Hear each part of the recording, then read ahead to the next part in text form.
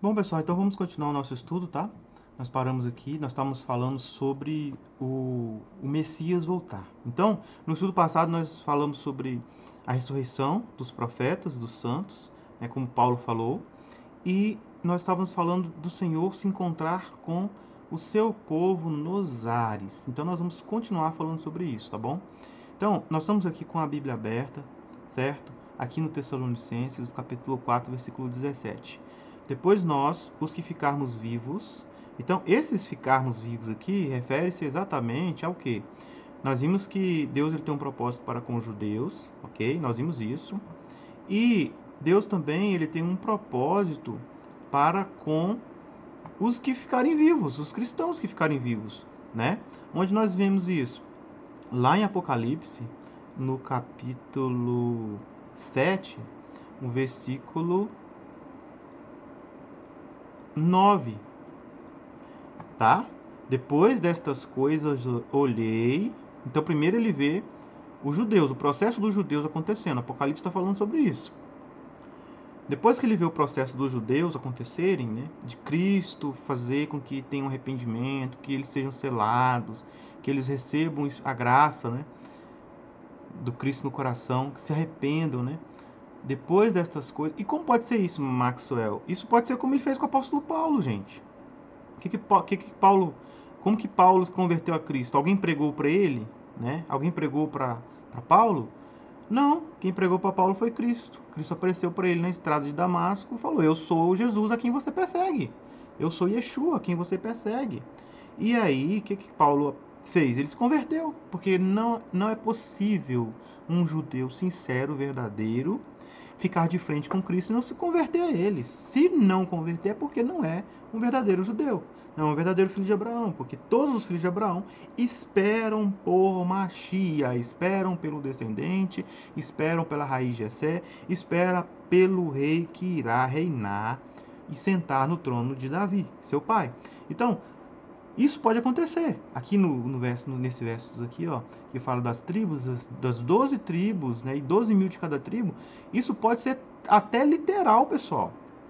Pode ser 144 mil judeus mesmo, que irão se converter a Cristo no período da tribulação, ou um pouco antes disso, e eles vão começar a pregar Cristo para os outros judeus que moram em Israel, né? E podem ser que estes aí são aqueles também que vão fazer parte das duas testemunhas, que também é testemunhado em Apocalipse, né? Que alguns deles serão mortos, né? Que seus cadáveres jazerão na grande cidade, certo? Pode ser que seja. Bom, só que agora o ponto é o quê? O ponto Machia, ele volta e ressuscita os mortos, os profetas, todos os que morreram fiéis a ele, ressuscita na sua vinda. E os vivos, eles vão ser, como nós estávamos lendo, encontrar com Cristo. Mas antes de falar sobre isso especificamente, vamos ver aqui, ó. Depois dessas coisas eu olhei, e eis uma grande multidão que ninguém podia contar, de todas as tribos. Tá vendo aqui que está falando nações, não está falando mais judeus? Povos e línguas que estão de pé diante do trono, e em presença do Cordeiro, trajados com compridas vestes brancas, palmas nas suas mãos. Há um grupo religioso especificamente, até que eu participei dele por muitos anos, que eles colocam a grande multidão e os 144 mil como grupos distintos, tá? Como se só os 144 mil fosse reinar com Cristo nos céus. Mas não há essa distinção. A Bíblia ela está falando da igreja de Cristo. A igreja de Cristo é composta de judeus e de gentios. Então, quando a Bíblia usa esses termos, ela está só diferenciando qual é o grupo, entendeu? Não que exista dois grupos de cristãos, não é isso. Existe apenas um grupo de cristãos. O apóstolo Paulo, em Efésios, ele diz claramente isso. Efésios, capítulo 4, se eu não me engano. É...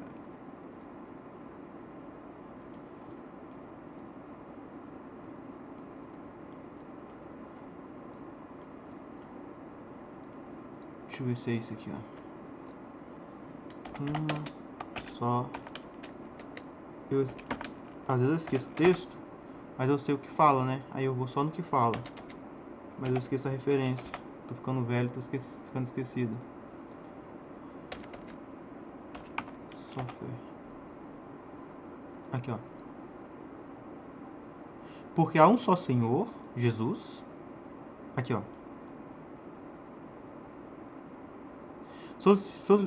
Então lá, né, no grupo que eu pertenci religioso, ensina que existe duas esperanças. Uma é para viver no céu, outra para viver na terra.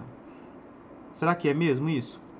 Solicito-os em guardar a unidade do Espírito, no vínculo unificador da paz. Há um só corpo. O que é um só corpo? Uma só igreja. Corpo de Cristo. Uma só igreja. Não tem dois povos de Cristo. Um povo vai viver na terra, outro vai viver no céu. Um que vai ser rei e sacerdote, outro que não vai ser. Não existe isso, tá, gente? É apenas um povo.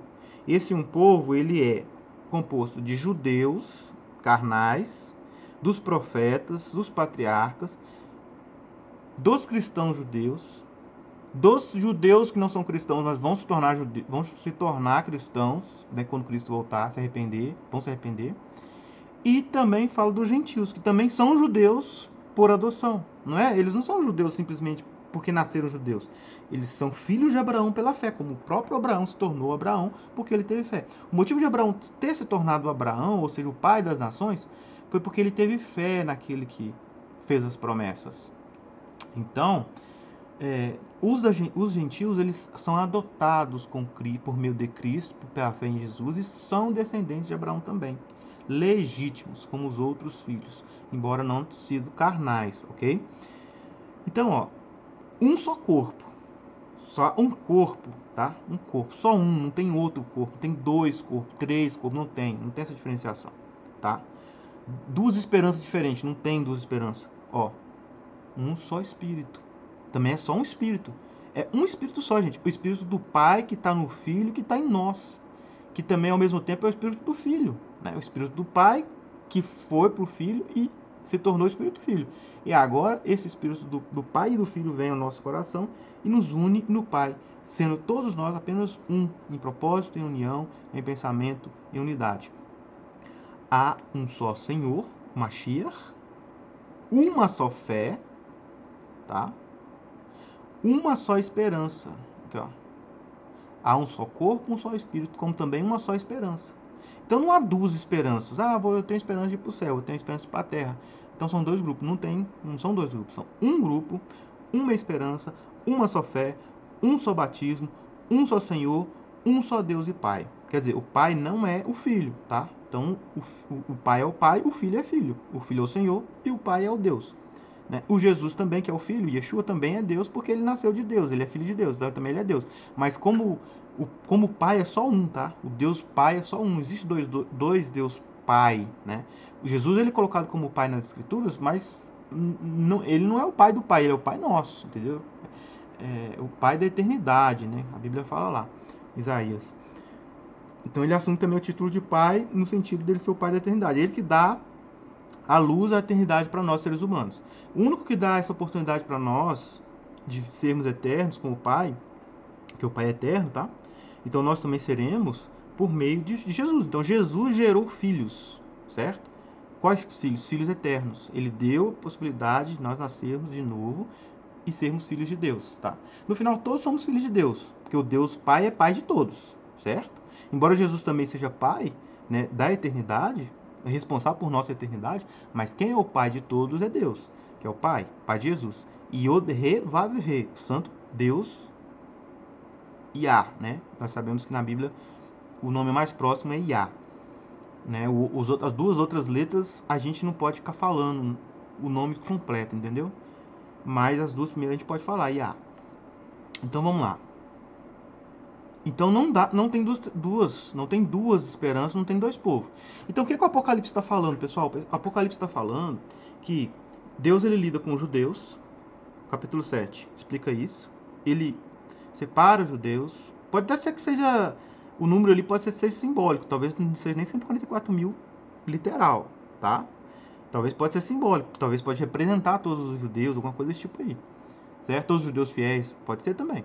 Mas primeiro ele lida com os judeus, depois ele vai ver, o João, ele vai ver o que? A salvação também não só dos judeus. Ele vê a salvação de pessoas de todas as nações, línguas e povos e tribos que estavam em pé diante do trono e em presença do Cordeiro, trajados de compridas vestes brancas.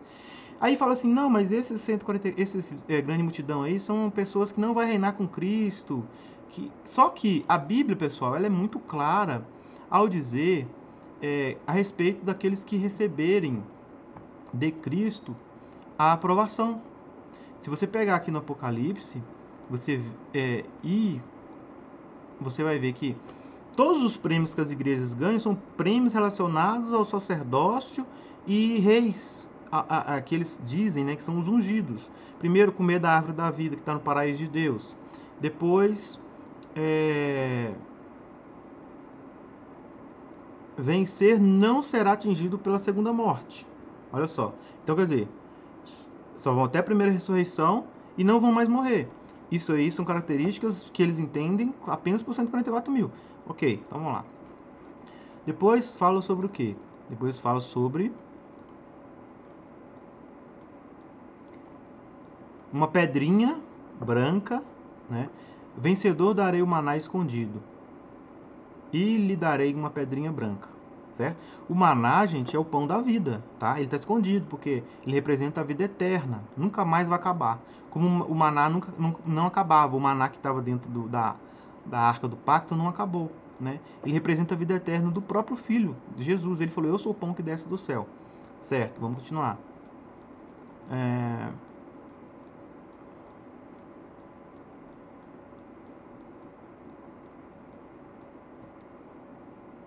Ó,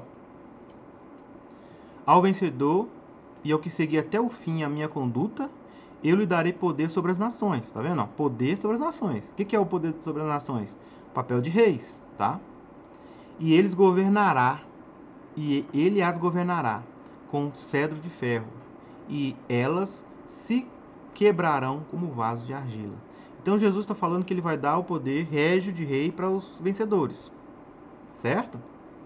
Vamos continuar.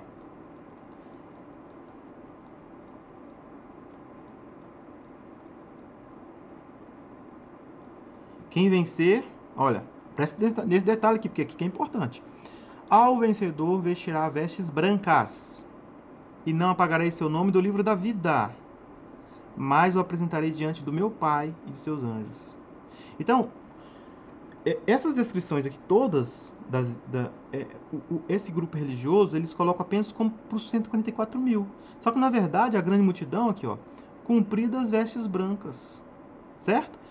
O vencedor vestirá vestes brancas, certo? Então, quem é vencedor, gente, é o mesmo grupo, tá vendo? Ele não está diferenciando 144 mil dos da grande multidão. Os dois vão receber tanto 144 mil quanto os da grande multidão, os mesmos atributos, né? Você viu que nas igrejas, né, Cristo fala que eles vão reinar sobre as nações, eles vão ter o seu nome escrito no livro da vida, que é a eternidade para sempre. E aí depois, olha só que interessante. E clamam com grande voz, salvação do nosso Deus, que está sentado no seu trono, ou está sentado no trono, sobre o trono, e ao Cordeiro. E todos os anjos estavam em pé ao redor do trono, e dos anciãos, e dos 4 seres viventes, e prostraram-se diante do trono sobre seus rostos e adoraram a Deus, dizendo: Amém, louvor, glória, sabedoria, ações de graças, honra e poder, e força ao nosso Deus, pelos séculos dos séculos. Amém. E um dos anciãos me perguntou: Estes que trajam as compridas vestes brancas, quem são eles? E de onde vieram? Aí, em resposta, né, João disse: Meu Senhor, tu que sabes, tu sabes. Diz-me ele. Quer dizer, o anjo respondeu a João: Estes são os que vêm da grande tribulação. Levaram as suas vestes e aqui está escrito levaram, mas eu acho que é lavaram, viu? Embranqueceram no sangue do Cordeiro. Certo? Então, olha só. Aqui, olha, a descrição da grande multidão, ela é clara. Olha só, eles estão vestidos vestes brancas que embranqueceram o sangue do Cordeiro. Então, eles são vencedores. Eles também terão vida eterna, né? Imortalidade. E depois ainda fala mais um detalhe, ó, que deixa escapar no texto. Por isso estão diante do trono de Deus e os serve dia e noite diante do seu santuário. e aquele que está sentado sobre o trono estenderá o seu tabernáculo sobre ele.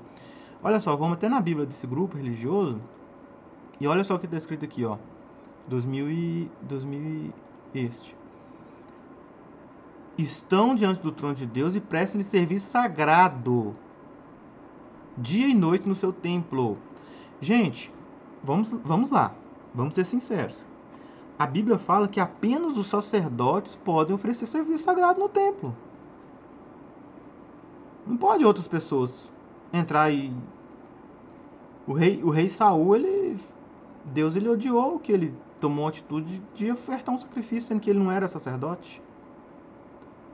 Né? Qualquer judeu que não fosse levita e não fosse sacerdote não podia entrar no santo, no santíssimo. O santíssimo era só o sumo sacerdote, né? Uma vez por ano. Então, pessoal, esse texto aqui é muito claro. A grande multidão também são sacerdotes. E por eles vestir branco, eles têm todas as honrarias que as 7 igrejas foram ditas para elas. Inclusive de reinar sobre as nações. Então, 144 mil e grande multidão não são dois povos diferentes com privilégios diferentes. É a igreja de Cristo, representada por gentios, que vão sobreviver à grande tribulação vivos. É o que Paulo fala, né? Nós que estivermos vivos, esses são a grande multidão. Só que existirá, né, na terra, porque ele tira ali 144 mil, faz um trabalho todo com ele primeiro. Porque, na verdade, os judeus, eles são promessas de Deus, eles têm que ver o Messias sentado no seu trono, mas eles ainda não se converteram ao Messias. Por isso que é necessário que seja selado todos os que Deus quer, todos os judeus que Deus quer.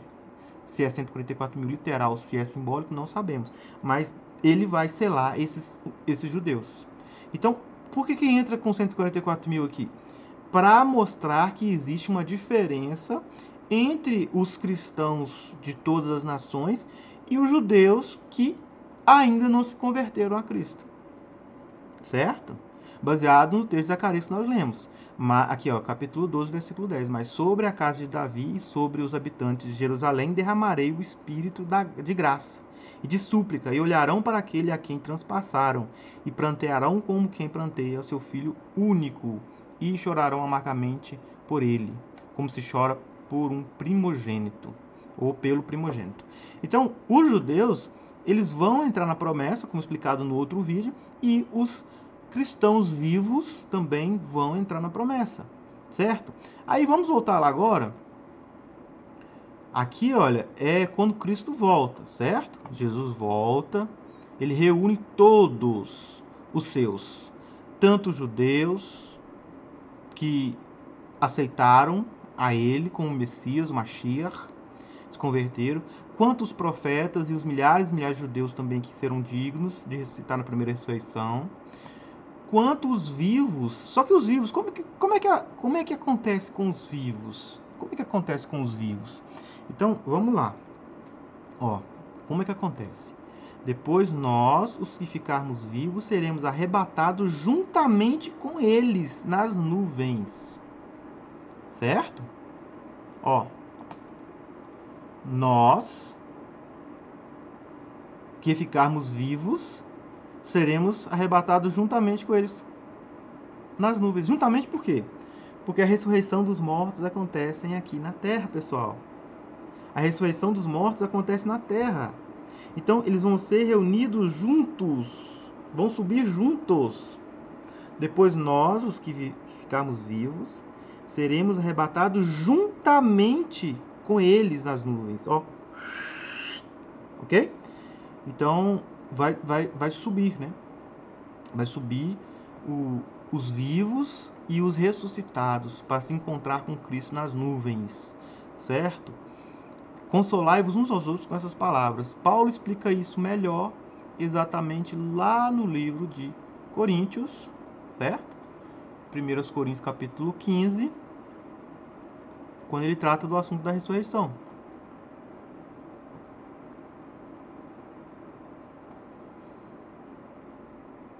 Vamos aqui pro 16, porque a gente só sobe.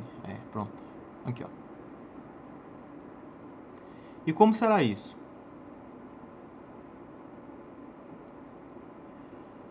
Presta bem atenção que eu vou dizer aqui, ó. Assim como trouxemos a imagem do terreno, Adão, assim traremos também a imagem do celestial, o Adão celestial, Jesus. Certo? Então, ele está falando aqui que nós temos a natureza humana e também teremos a natureza divina, como Cristo é hoje. Cristo é homem, né? E também Cristo, ele é Deus, ele é filho de Deus, ele tem uma origem divina. Nós também, Paulo está falando isso. Porque agora digo isto, irmãos, que carne e sangue não herdarão o reino de Deus. Nem a corrupção pode herdar a incorrupção. Então, no estado só carne e só sangue, pessoal, é impossível o agente ser um agente do reino, a pessoa ser um agente do reino. Não vai. Por quê? Porque carne e sangue não é do reino. Aqui está dizendo que carne e sangue não vai para o céu? Não, aqui não está falando isso. Aqui está falando que carne e sangue não herda o reino.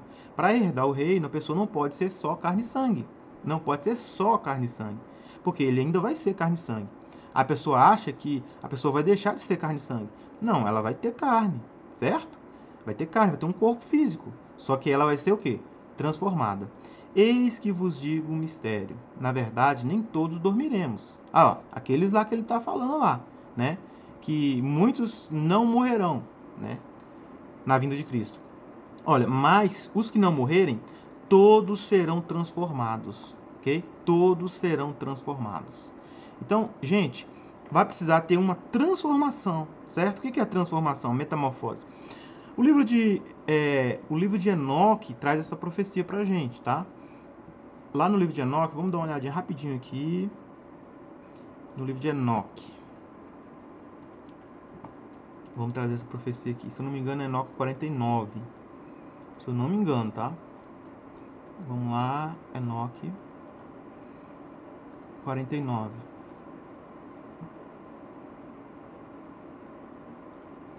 Ó. Naqueles dias os santos e os escolhidos sofrerão uma mudança.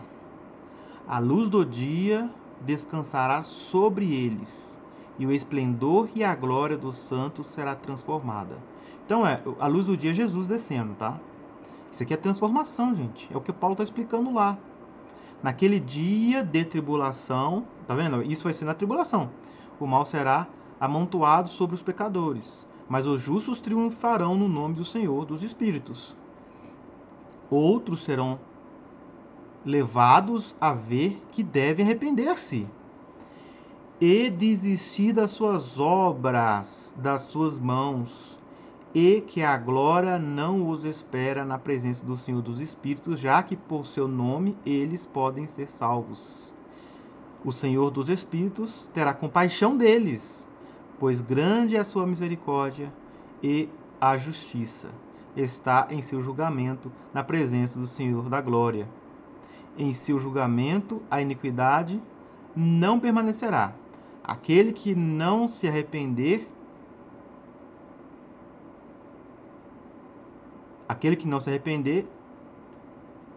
perecerá em sua presença, certo? Daqui em diante eu não darei misericórdia deles, diz o Senhor do Espírito. Então, gente, o que está falando? Isso aqui está falando com o estudo que eu estou dando para vocês agora, olha. A transformação acontece quando o anjo Miguel vir para proteger o povo de Israel, certo?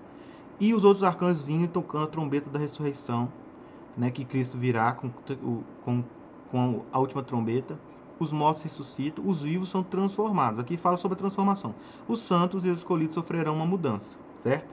Por quê? Porque eles não vão ser só mais carne e osso, eles vão ser um pouco a mais, certo? Como Cristo é hoje. Um pouco, muito a mais, né? Um pouco não, muito a mais. Aí depois falou que naquele dia de tribulação o mal será amontoado, mas os justos triunfarão no nome do Senhor, certo? Quer dizer, todos os que preservarem fé em Jesus, em seu nome Yeshua, vão ser salvos, vão triunfar. E depois fala o quê?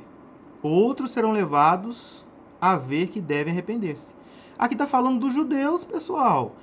Mas sobre a casa de Davi e sobre os habitantes de Jerusalém derramei o espírito de graça e de súplica. Olharão para aquele a quem transpassaram e prantearão como quem pranteia ao seu filho único e chorarão amargamente por ele como quem chora pelo primogênito. Então, esses aqui, olha, Enoque está dando essa profecia, gente. A profecia de Enoque, ela é fantástica. Ela fala sobre a transformação. Ela fala dos judeus que vão se arrepender. Ela fala que Jesus vai perdoar todos eles, mas quem não se arrepender não vai ter perdão, tá? Por isso que fala que a misericórdia dele ali acaba com os judeus.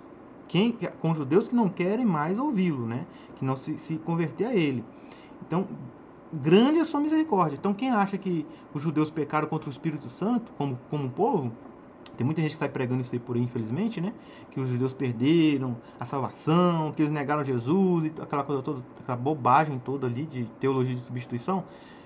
Estão desconsiderando as profecias, que fala claramente que o Senhor dará um espírito de perdão e de súplica para os judeus. E eles lamentarão de ter transpassado o Mashiach, certo? Então, pessoal, olha que fantástico isso.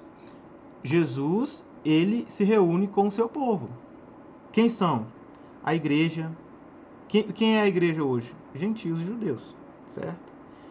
Mas o Israel de Deus, ele não é só a igreja. O Israel de Deus é a igreja e também os israelitas do passado, que vão ressuscitar, todos eles. E também os judeus que se arrependerem de suas práticas e se converterem a Cristo. Então, num só dia, o Mashiach, ele vai tirar o pecado de Israel. Isso aí é uma profecia bíblica, né? Nós não vamos ler, não vai dar tempo, mas essa é uma profecia. Quem conhece de Bíblia aí sabe do que eu estou falando. E aí, vamos ver também esse texto aqui, olha, só para finalizar. Ó,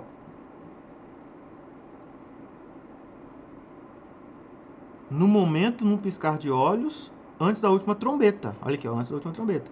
Porque a trombeta soará e os mortos ressuscitarão incorruptíveis. Então os mortos já levantam incorruptíveis. O que é incorruptível?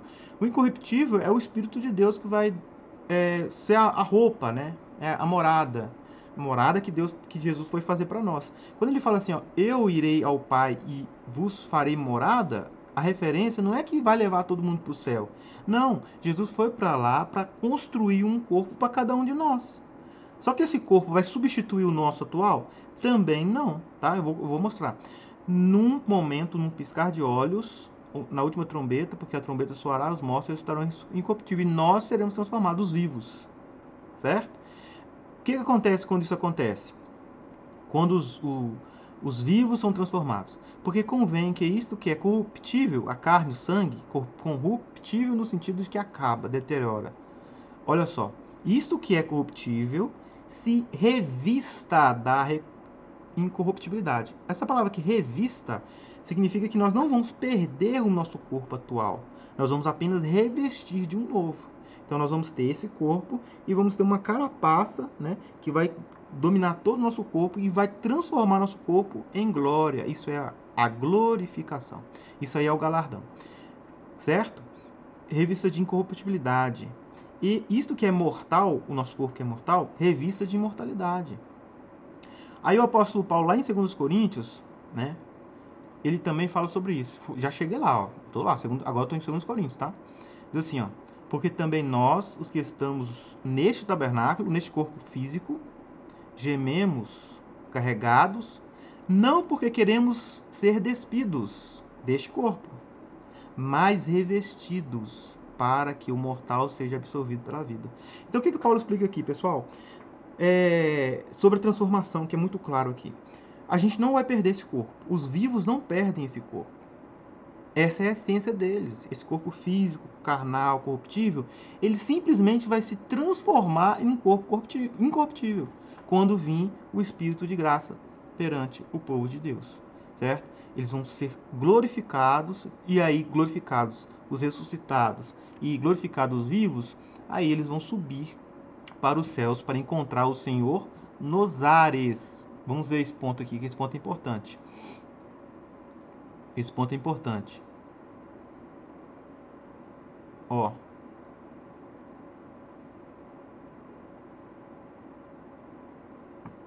Cadê?